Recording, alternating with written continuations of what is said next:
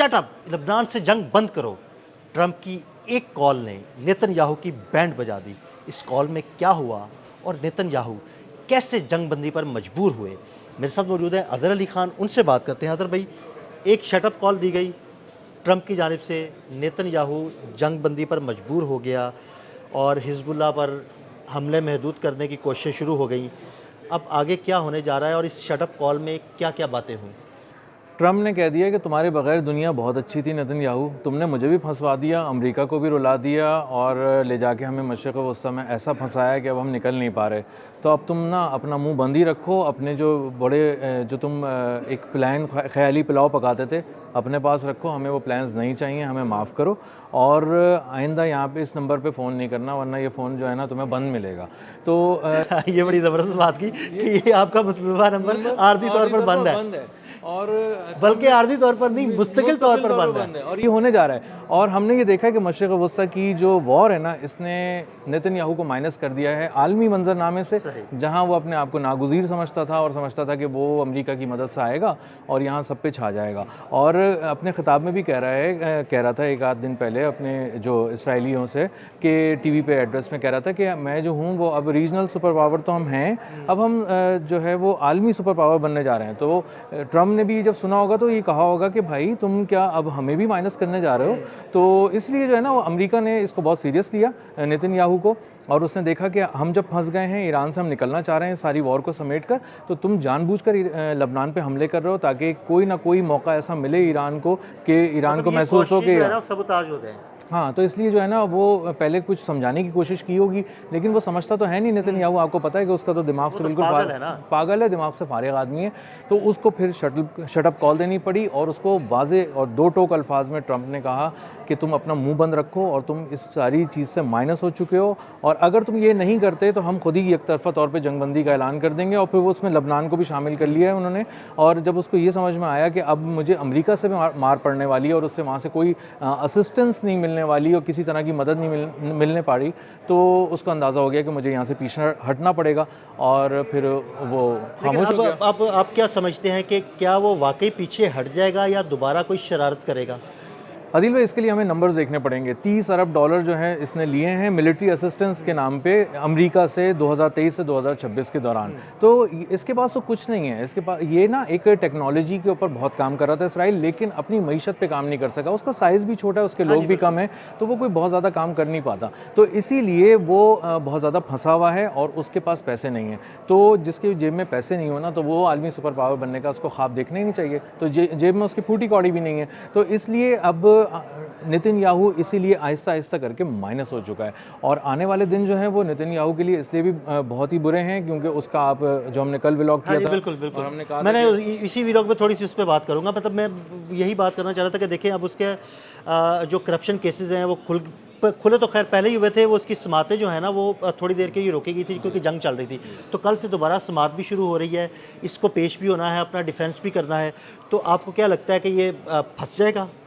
मैंने इसको देखा, पढ़ा, और तो पता चला कि एक हफ्ते में जो 7 दिन होते हैं तो उसके आधे दिन जो है वो कोर्ट में गुजार रहा था नेतन्याहू। इसके पास बताने को कुछ नहीं है, और जो इस्तगासा है ना उसने इतना कुछ खोल के बयान कर दिया इसकी करप्शन के बारे में, कुछ ऐसे नाकाबिले तरदीद सबूत अदालत के सामने रख दिए हैं कि उसके बाद अब इसके जो काउंसिल हैं उनके पास कुछ कहने के लिए है नहीं। तो अब वो वकील सफाई का नंबर आ गया है, यानी नेतन्याहू के वकील का नंबर आ गया, वो अपनी बात करेगा। लेकिन कुछ ऐसा नज़र नहीं आ रहा जो केस को पूरे ओवरऑल अगर आप देखें ना, बर्ड व्यू देखें, तो अंदाज़ा होता है कि ये 80% तक जो है वो नेतन्याहू के ख़िलाफ़ हो चुका है और सबूत के साथ हो चुका है।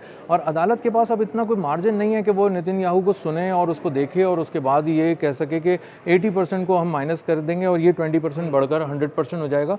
तो आने वाले दिनों में नेतन्याहू अपनी ही उन अदालतों में जिनकी वजह से वो जिनमें ये ऊपर नीचे करके ना अपने आप को आसानी दिलवा रहा था, वहाँ भी फंसेगा। और हमने ये भी सुना था कि इसकी केस की पैरवी करने वाले लोग कार एक्सीडेंट में मारे जा रहे थे हाँ जी बिल्कुल। और मर रहे थे, अजीब एक इत्तेफाक हो रहा था। तो एक जज भी शामिल थे। जज भी शामिल है, और जो जज इसको सुन रहे थे और जो बहुत ही अपना एक जहन बना चुके थे सबूतों को देखने के बाद, वो अचानक एक कार एक्सीडेंट में मारे गए। एक ऐसी चीज़ जिसको कल को आप क्लेम नहीं कर सकते ये कत्ल है, लेकिन जब इसकी तहकीकात होंगी आज़ादाना तो अंदाज़ा होगा कि इसका हुक्म किसने दिया था, इसको एग्जीक्यूट किसने किया था और किसने उस जज को मरवाया था। अच्छा, आप क्या समझते हैं कि नेतन्याहू के साथ और कौन कौन इन केसेस में फंसने जा रहा है?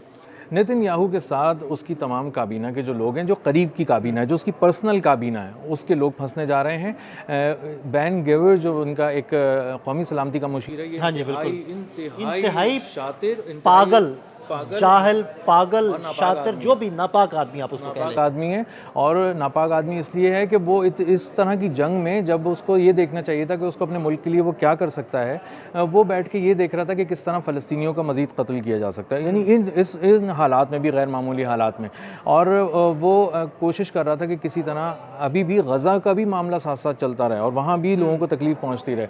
तो ये एक वो आदमी है जो फ्रंट मैन भी है बेसिकली नेतन्याहू का। इसके अलावा बहुत सारे बिजनेस ग्रुप्स ऐसे हैं जो अपने माली फ़ायदे के लिए, जिसमें टेलीकॉम कंपनीज़ भी हैं और दीगर ग्रुप्स भी हैं, मीडिया ग्रुप्स भी हैं, जो उसका एक बहुत ही अच्छा इमेज पोर्ट्रे कर रहे थे पूरे इसराइल में। बता रहे थे कि ये सेवियर है, यही है तुम्हारा निजात दहिंदा। अगर नेतन्याहू को तुम्हें चाहते हो कि दुनिया में तुम्हारी हुक्मरानी हो यहूदियों की, तो तुम्हें नेतन्याहू को रखना पड़ेगा। वो नागुज़ीर हो चुका है। तो नागुज़ीर करार देने के लिए जितने लोग कोशिश कर रहे थे वो माली फ़ायदों से जुड़ी हुई थी, और जो टेलीकॉम ग्रुप्स थे जो अपने फ़ायदे के लिए कर रहे थे और पूरे इसराइल से भी बाहर उन्होंने इन्वेस्टमेंट के अपने पर फैला लिए थे, वो सारे लोग वो हैं जो अब आने वाले दिनों में फंसेंगे। क्योंकि अंदाज़ा ये हो रहा है कि इसमें ना सिर्फ करप्शन है बल्कि बहुत सारी लोगों की जानें भी ली गई हैं, रास्ते से मुखालफिन को हटाया गया है, जो राह के पत्थर हैं वो हटाए गए हैं। अच्छा, अब अज़हर भाई, फांसी, उम्र कैद या कोई और सज़ा, क्या सज़ा हो सकती है आपके ख्याल में इन केसेस में नेतन्याहू और उसकी काबीना के अराकीन को?